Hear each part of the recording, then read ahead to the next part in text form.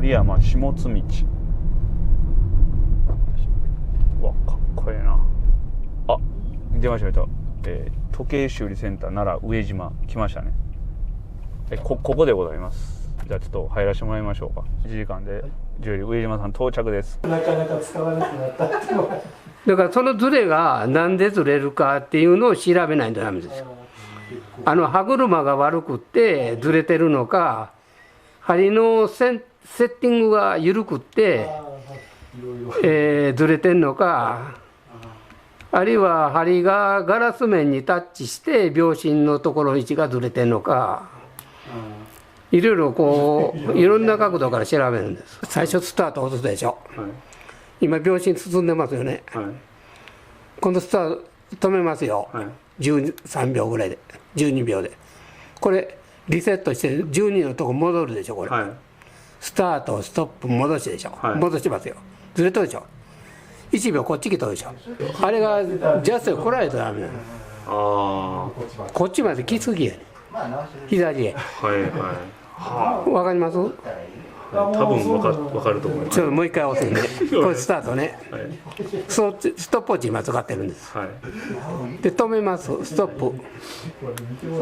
それから戻します、はい、あ、本当だ、わかります？この小さいところがちょっと左行ってますね。こっち来たでしょ、はい、秒針がこっちへ、はい、ますね、これ行き過ぎたんですよ。ああ、ジャストに来ないとなんです。で針が緩くってそれずれたのか、はい、最初のセッティングからそうなっとるのか。でもメーカーが出す時にそんなバカなことしないわね。最初はジャストにきちっと出とるね。で使ってるうちにそうなる。時計を落下して落としてそのショックで針がずれる、はい、いろんな原因があるけどかなりずれてますね。今ちょうど画面の真ん中の部分ですね、うん、これがオメガ、そうそう、月へ行ったスピードマスターの、はい、なんかついてるスピードマスターってね、ジュエリー上島さんにスピードマスターをかけていただいてます。バンチャンネルです。上島さんが見ると分かるんでしょうね、何かこう硬い時はもう無理せずに今みたいな開け方する。あ、はい、開け方もいろんな方法、これが一番いいっていうのがないんですよ。あ、そうなんですか。ものによってこう臨機応変に、そうそう、今ねこの故障が多いね、ここのネジが外れてくるの多いね。あ、そうなんですか。これね、はい、このネジ裏見たらね、バンドのこの小さいネジ、あ、はいはい、ここの部分ね、今ちょっと画面の真ん中のところです、はい、あれが外れてくるの多い。あ、そうなんですか。使ってるうちずっと使った振動とかで、そうそう、振動とかで、でそれないからこの間作ったよ、手作りしたんですか。手作りすごい、そんなことも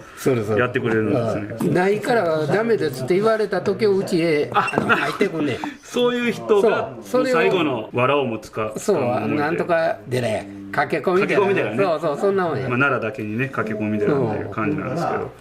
最近は裏蓋4本ネジで止まってるの多いでしょ。はいはい、あれが錆びついて抜けないのが、それどうするか言ったらね、これ裏技やねんけどね、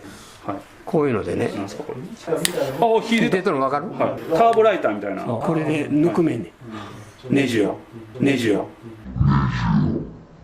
へえ、こういうのでガーッと、まあ例えばここに裏蓋にここネジ4本あると詰めでしょ。はい、そうですね。これからこう当てて、そしたらこうあれさ、ぬくまって、そう、まあもちろんその前にいろいろ試して最終手段っていうことで、だからどこも直されない、どうしてもできないっていうやつをみんな持ってきゃる。じゃあもしこの動画見てある人でそういう方いらっしゃったら、また上島さんの連絡先、そう言うてあげたらの説明欄にいいと思いますと、載せておきますんで、ぜひ一度電話でちょっと相談してですね、最後の助け舟になるかもしれないということでね。物を怪我ささないというのが第一やから、お客さんの大事な時やから、そういうことですよね。二度と元に戻らんようなやり方っていうのは絶対したらあかん。ぜひ皆さん機械時計でお困りの方は一度ジュエリー上島さんにご連絡していただきたいと思います。よろしくお願いします。